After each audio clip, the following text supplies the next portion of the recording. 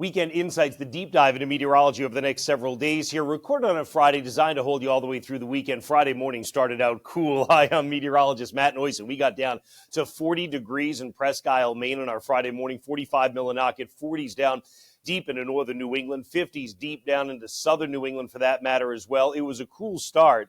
Danielle and I kept the windows open last night. It felt absolutely great. Now, the air conditioning may tick back on over the weekend because the humidity comes in. That results in Saturday showers. By Sunday and Monday, you get some improvement. In general, milder air is coming back. And in general, you've got a cold front every few days. We're going to take a look at the impact of that in your forecast as well. Just so you know, we just dropped episode 17 of our podcast, Talking Up a Storm. That's for Inside Track members and above.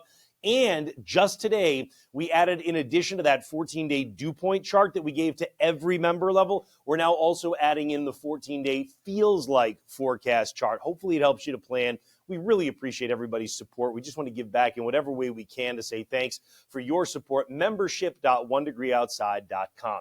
Okay, jet stream, little ridge trying to develop over the east, and that's why you're going to try and get some of the warm air to come back into play. But dip in the jet stream, little what we call trough that's back out across Minnesota. That's a disturbance. That's rippling east. And when that kind of coincides with the influx of warmer, more humid air, that's what will create showers for us. And that's the case Saturday. You can see a little surface low, the reflection of that jet stream disturbance, in the red line, a warm front. You know what's interesting? This time of year, it's more about sunshine as to what your temperature can do. So Sunday, even though the disturbance has gone by and technically a cold front has come through, you get more sun. So you're going to be warmer on Sunday, even if you're more humid on Saturday, right? So essentially, you can see we're the cool corner of the nation, really. I mean, maybe Idaho gives you a run for your money, but that's about it. And then Sunday, the rebound, just simply because you bring the sun out. And we'll get a closer look at the map here in a second. Severe weather potential on Saturday. And the reason I say that is because a lot of times when you get humidity and warmth and a disturbance both at the same time, that can generate some isolated severe thunderstorms. So that is a possibility. Mostly it would be due to damaging wind that would be in the forecast potential for us on particularly Saturday afternoon. And again, let's zoom in and show you a little bit better. Timestamp at the upper left. There are showers around Saturday morning.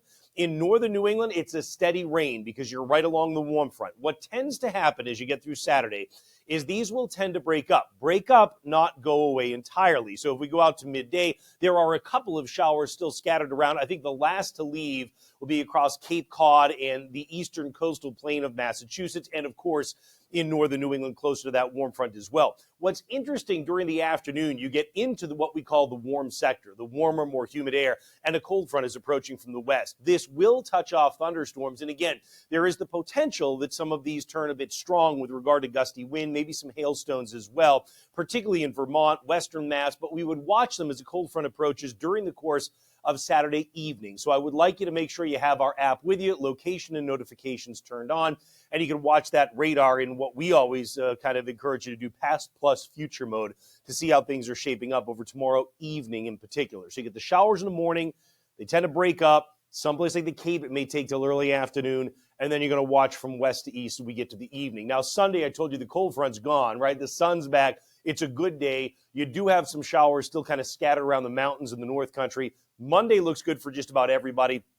You're not in the deep soup on Monday. That's on the other side of this red line. And yet again, as it comes closer to us, that at least increases your chance of showers and thunder heading into Tuesday. Could be a similar situation to Saturday where you just cross into that warm sector, and then that fuels some thunderstorms later on in the day. So look, in terms of the amount of rain that's coming on Saturday, it's not a lot. It really is. And over the next 48 hours, you get about a half inch when you get across some of the great north woods of New Hampshire. You do get a little bit more when you get into central and northern Maine, because we looked at how you get the periods of rain for a lot of the day tomorrow. But see what I mean? The farther south you go, I mean, hundredths of an inch of rain is like a puddle here and there, and that's going to be about it for you. So it's not going to be an overwhelming amount of rain that you need to worry about, which also means that if you've got a garden, by Sunday, you're probably watering it all over again. High temperatures Saturday depends on where you are. Generally, though, again, that humid air trying to come back in. The farther northeast you are, if you're going to be in Maine this weekend, Saturday just isn't that great of a day, right? You've got a wind that's coming in off the Gulf of Maine. Bar Harbor's about 63, but you get up around the mountains of Maine, it's only in the 50s for highs. and you'll hang in the 50s again Saturday night. You'll get some fog that'll develop in some of those areas as well. Otherwise, the farther south you go, yeah, you've got the humidity, but remember, there's a cold front that does come through on Saturday evening, so it turns less humid as we get into Sunday, and the temperature goes up. So that's why Sunday, I would say, certainly would be the pick of the weekend for most of us by the way it looks. Monday, you continue the rebound. You come into the 80s. You'll get a sea breeze or a light onshore wind near the coastline, so you'll be 90 in the Champlain Valley versus being in the 70s when you come on to Cape Cod. And Tuesday is that day I said might be a lot like tomorrow, except it probably is warmer. You probably get more squarely into the warmth and humidity by the way things look right now. One other thing that I want to run by you, just so you're aware, the jet stream pattern, if we go even farther out. So if we go and play all the way through next week, notice you get these recurring disturbances or dips in the jet stream that come through. And eventually what you do next week is you set up what we call a long wave trough or a long wave dip in the jet stream. This encourages multiple disturbances. And this is the reason I'm saying every few days for the next several days, probably the next couple of weeks, you're going to end up with cold fronts that come through, and that can certainly fuel showers and thunder. It also gives you these swings in air, right? So you get the cooler, drier air, which is, many of you would say, nice. The only thing is you pay the price every time humidity tries to return because the chance of showers climbs again. So that's the overview anyway on the pattern. Of course, we'll do more with pattern predictions coming up on Monday as we always do. But grab the app so you can follow all the storms and showers that develop this weekend, or just follow that 14-day. On the App Store and Google Play, you're going to search the number 1 degree outside. That's how things look for now. We'll look forward to seeing you an update, of course, with beach and boating later on today. And then tomorrow morning, as we always do, we'll get your weekend started out with Weekend Edition. See you later.